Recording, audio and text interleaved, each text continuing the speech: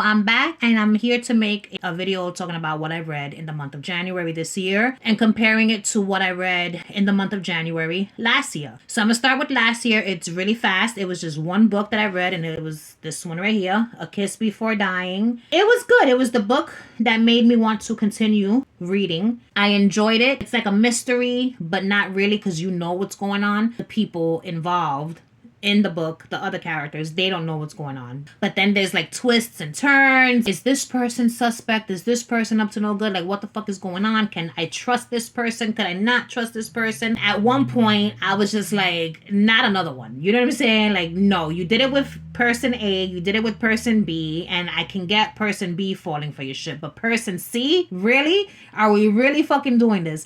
So it was a very entertaining book. I was just like, yo, what in the fuck is going on? It was written mad long ago. It was published back in 1954. So it's basically about this dude who wants the finer things in life. You know what I'm saying? He wants the fancy houses, cars, clothes. He wants the money. But he doesn't necessarily want to work for the shit. You know, like if there's an easier way, then that's the way he's going to find it. And the easier way that he finds it is by getting with a chick who had all of the above. It's the story of him and her and what happens. And when I tell you, it's a whole hell of a lot of shit that goes down. But it was a fun read. So I'm reading it, and because it was written so long ago, like before the days of like mass surveillance and video cameras every fucking where, I was just like, yeah, you would never have gotten away with any of the shit that you did in 2026 currently. But it was a good read. It was a fun read. All right, so then this year, the first book that I read was You. And this book is the book that the show You was based on. Oh my God. When I tell you every time I press record, there's got to be some type of crisis going on outside. You hear that? Every time, I swear to you, without fail, this happens. I live in Brooklyn, so you already know.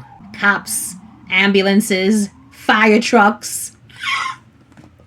They're always in rotation. So anyway, I read the book. I have already watched the series. I watched all 5 seasons of the series. And this book here is basically the story that you see take place in the first season of You. In the show, he's very charming. This motherfucker right here is. Even though he's a nut job, it does not take away from the fact that he's charming on the show.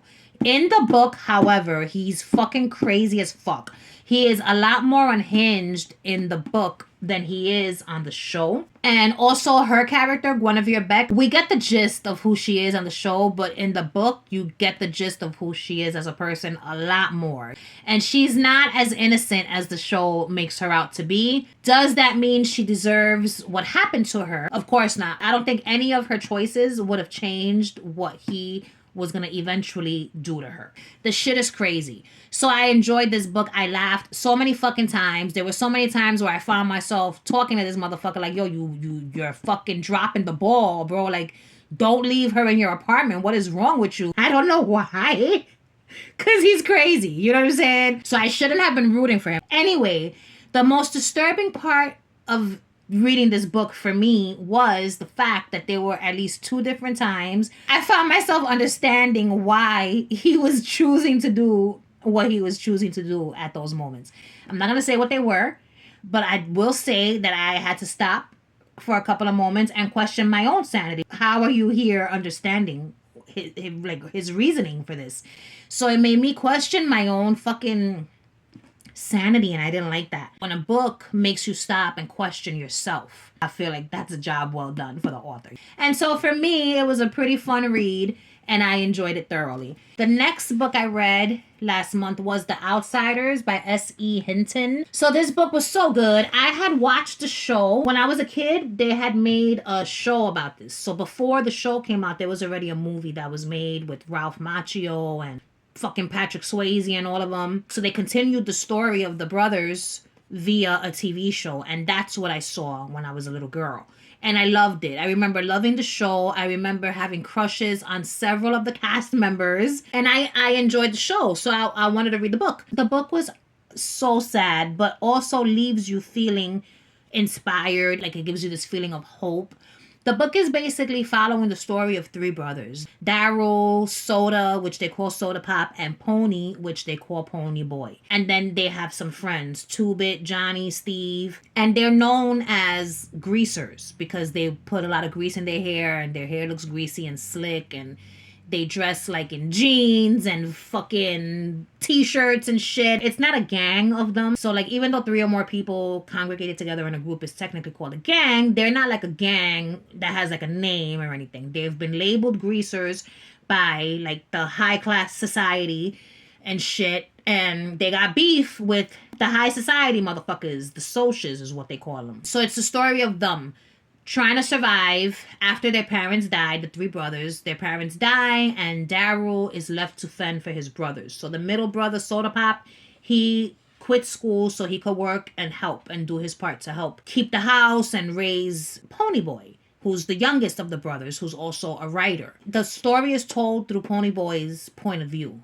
And yo, there's like some shit that goes on in this book that was just so damn fucking heartbreaking. It was just really sad, but also really good. And it's a book that I feel kids should read, like junior high school kids, high school, like they should be required to read this in English and write a paper on it. Because it talks about, you know, bullying and people judging you based on your outward appearance. People thinking that they're better than you because they look better or they know more or whatever the fuck the case might be. And I can't stand that.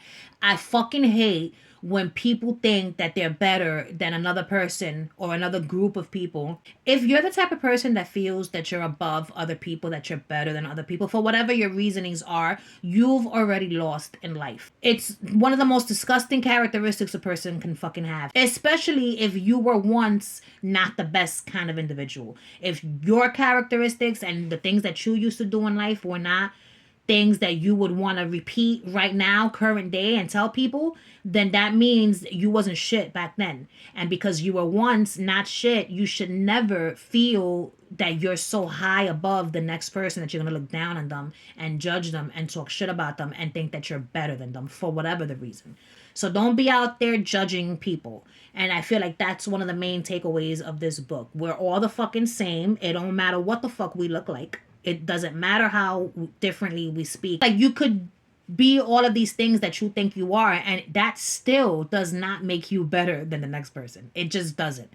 And this book shows that. It shows that we're all the same. If you cut me and I'm a greaser, I'm going to bleed red blood. If I cut you and you're a fucking rich, fancy motherfucker, you're going to bleed red blood. And guess what? If both of us get shot in the head, we're both going to fucking die. But it's a really fucking good book, and it was really sad also. There were like some very sad parts. I haven't watched the movie, and I don't think I want to after reading the book, because I know I'm going to cry. All right, the next book I read was Brokeback Mountain, and this was a reread. I read this for the first time, I believe it was in 2005, but I read the book shortly after the movie came out. And I loved the movie. And so I wanted to read the book because, you know, the book is always better. The book is usually always better. So this is the first book that I ever read a second time. I've never read a book more than just once. There's one book I read last year that I want to read again this year because I want to feel the excitement that I felt again. And there was a really hot fucking sex scene that I want to relive. And I don't know what page it's on, and I want the same build up to it, so I'm going to read it again. And that's that. So the reason why I wanted to read this one specifically again is because when I first read it, I didn't think that it was as good as the movie. If you watch the movie, the fucking cinematography in this movie was out of this world. The original music, like the guitar music, was so beautiful. Even the songs that were already songs, like hit songs, were really good. The soundtrack was great. These two are beautiful to look at. It was just so damn different back then. I was like 20 something years old when I read the book. It threw me off because of the way that they described the characters. So in the book, the characters are described, well, not them, but Jack Twist is described as looking different than what his character looked like, right? Reading the book again now, 21, 22 years later, I was just like, wow, the book is still as beautifully written as I remember. So many beautiful quotes. The book and the movie, what's being said is almost word for word with the exception of a couple of scenes, you know? Like there's a scene in the movie where Jack Twist tells Ennis, sometimes I miss you so much I can hardly stand it. And I was just like, oh man. In the book, he says, sometimes I miss you so much it makes me want to whip babies. And I was just like, yeah, I'm glad they changed the line, because what the fuck you mean you want to whip babies? But there's also a quote in here where Ennis Del Mar is telling Jack, you know, if you can't fix it, you just gotta stand it, or you gotta take it. Let me find it. If you can't fix it, you've gotta stand it. And my annotation was, don't I know it? This is a 5-star read, okay? It just fucking is. And so was this one. I would give You a 4, and I would give A Kiss Before Dying a 3. But yeah, this was just such a wonderful book about love, and it's about these two men who fall in love one summer while they're out on Brokeback Mountain herding sheep. They fall in love. Ennis doesn't think that they could ever be together. Jack feels the opposite, like we could fucking do this, but Ennis was traumatized as a child because of something that he was shown, which I don't want to say because I don't want to spoil anything. But his trauma and fear won't allow him to be with Jack. And so it just tells the story of them throughout like 20 fucking years and what happens to them. And it's just fucking heartbreaking. The fucking part with the shirts toward, oh God. That is so sad. So sad. And if you're into queer stories like I am, if you love love stories, this is one of the best love stories ever written, in my opinion. And then the last book that I read in January was Call Me By Your Name. And wow, this was such a sad book. It was such a good book as well. So this is the story. It's like a coming of age story, or like an awakening story. Like the first person that you see or you meet that makes you realize you like the same sex. You're attracted to the same sex and you want to be with the same fucking sex. It tells a story of 17-year-old Elio one summer falling in love with a student that comes to spend the summer in his house named Oliver. The writing is fucking beautiful. I did so much annotating in this book. There's so many fucking underlined words and quotes and phrases and paragraphs. I fucking loved it. There were two scenes. There was one scene that I thought I could have gone without, but I guess, you know, I can see why it made it into the book. And then there was a scene with a peach, involving a fucking peach. It's not as terrible as I think it is. It's only terrible for me because what was in the peach is something that I don't want to be a part of. Elio does something to a peach, and in the movie, the peach looked so good. I was like, that's a juicy ass peach, and I would have just eaten the peach. You know what I'm saying? Instead of doing what he did with the peach. To the peach. Poor peach. I mean, maybe not poor peach. Who the fuck knows? Anyway, something is done to the peach. Something is deposited in the peach. And then Oliver comes and he's hungry and he wants some of that damn peach. And so he eats the fucking peach. And I'm just like, whoa. And I was just so grossed out by it because, again, like I said, what was in the peach is not my cup of tea. You know, it's never been my cup of tea. A lot of yearning in this book, as well as in this one. You know, I love a good book where motherfuckers are yearning for one another. That's happening here, but it's not so much just that. It's not about the sex. It's not about the fucking peach. It's about two people who have fallen in love, who realize that, you know, it's not gonna be a good idea if they get together, and so they go on and they live their lives, and then they meet up again later on in life, and it's, oh God, it was just really good. I don't want to say too much because I don't want to fucking spoil it for anybody, but I enjoyed this book so much. I didn't like full-blown cry reading it, but I did get misty-eyed a couple of times, maybe even several times. There was also a poop scene that I was confused about, but yeah, this was really good. Really good book on awakening. I love stories where the one person already knows who they are, whether they are living free in that truth or whether they still have to hide it. That's not the point. The point is that they know and the other person doesn't, and there's an awakening happening. I love those kinds of stories. He cries when the guy is eating the peach, you know what I'm saying? And I'm just like, bro, this motherfucker is coming undone while simultaneously becoming. You know what I'm saying? That's what I wrote.